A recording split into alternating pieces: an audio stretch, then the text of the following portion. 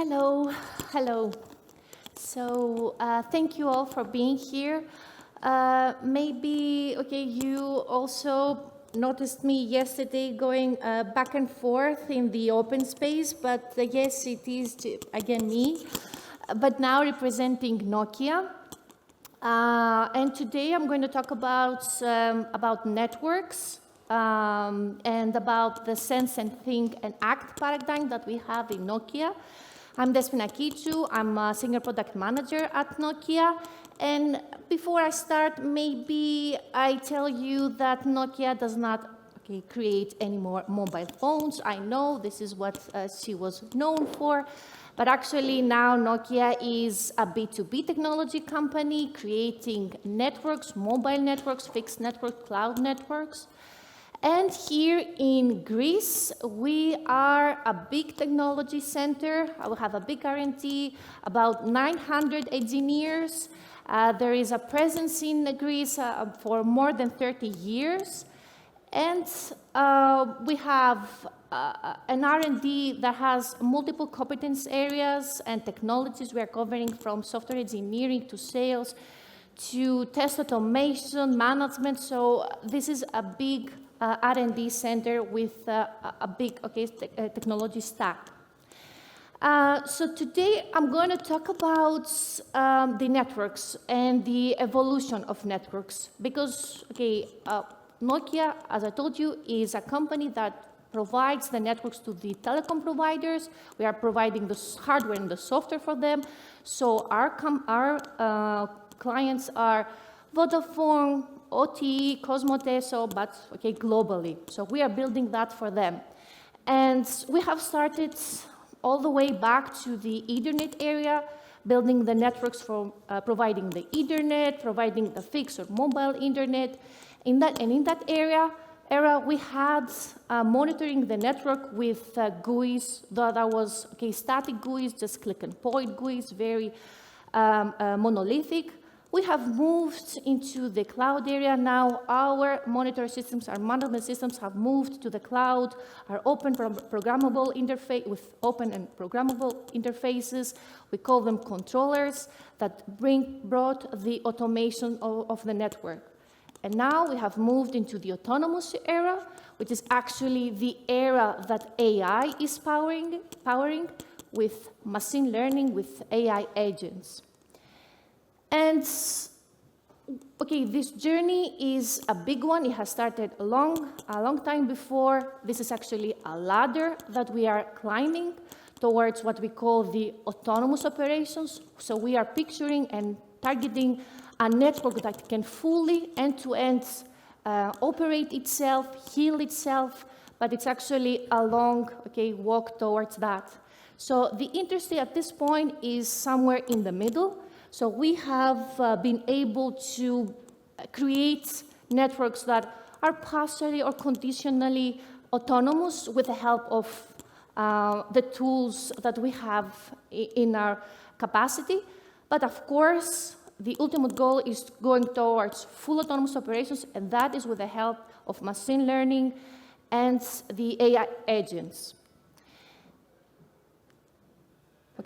So how we are doing that? So we are doing it following what we call the sense, think, and act paradigm. So actually, our network is full of data. And what we are doing is trying to listen our data. So what we are doing is sensing the data through data telemetry. So we are streaming a vast amount of information from our network. So whether those are alarms from our equipment in the field, outside, whether those are health of our equipment, whether those are environmental data like temperature, it can also be power consumption. So we're talking about huge amount of data that we are streaming from the network, from the telecom network and our equipment. And the next, logical step is what we are doing with this data. So the next step is about thinking and creating use cases. So we create what we call AI-powered insights. So those are insights based on machine learning. We are creating algorithms based on our data. So those can be anomaly detections, predictions, correlations, and ultimately deciding what to do, monitor and deciding what can be done in order to the system to be healed. And the final step is about acting and creating what we call the closed loop automation, automation of the network. And it's about using the tools that we have created in terms of automation. So we have workflow engines, policy creation engines, and on that we are creating and the help of ultimately the AI agents, creating a full closed loop and end-to-end tasks in order to create what we said we are trying to target the autonomous operations and the autonomous networks. And in that sense, I'm going to talk about the product that I am responsible and developing also part of it here in Greece, and it's Altiplano. It's actually the management system of the equipment that are in the last mile, the access network, so just before your house. And there we have actually the equipment that brings you Ethernet or telephony and everything that you need in your house. So Altiplano is actually a cloud-native software, a cloud-native controller. It's open and standardized APIs, has the capability of streaming, as we said, a vast, huge information and data.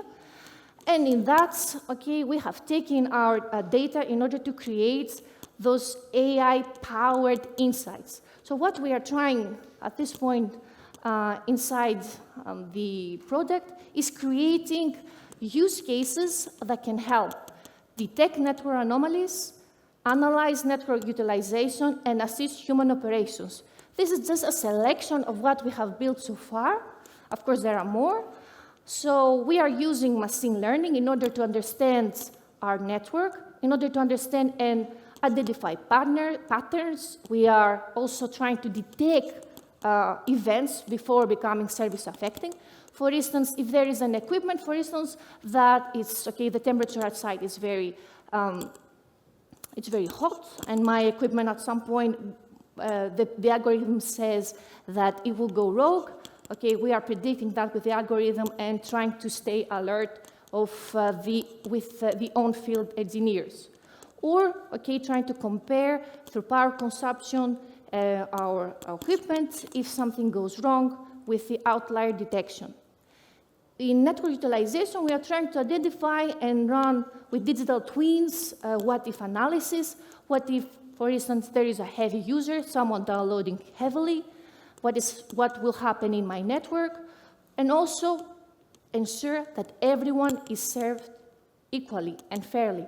So with bandwidth management, we are trying to create use cases where, for instance, someone in your neighborhood is downloading, let's say a company, downloaded heavily, so that we are ensuring a fair peak rate to everyone, for instance, so that you do not have any issues with your gaming or your meeting. And of course, finally, we are creating with generative AI mostly things about assisting the human operators, whether it is troubleshooting or even installing on field. Oh, no, wait, behind. And finally, the last step that we are just introducing is about creating the last step towards the autonomous operations with the help of AI agents and MCPs.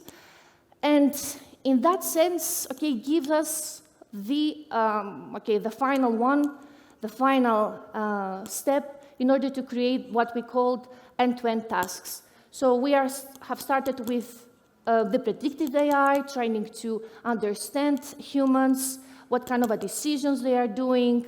The next step is about, we have already an AI assistant that can be conversational with the human operator.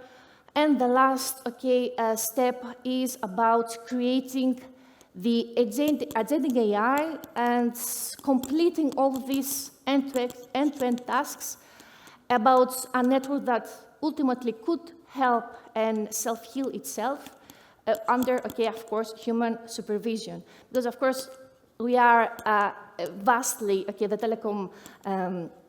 telecom network is vastly physical also, so of course we always need a human supervision in order to do stuff. And finally, this is how we are imagining of having,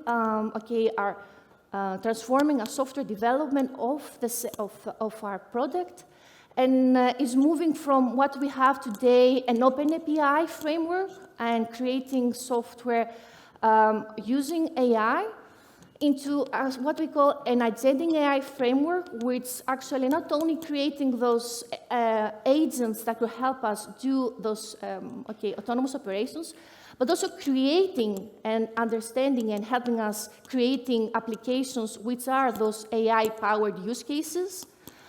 And ultimately, having also inside the control, inside the software of the management system, MCPs to create software for us. That's all. Thank you very much, Despina. Thank you.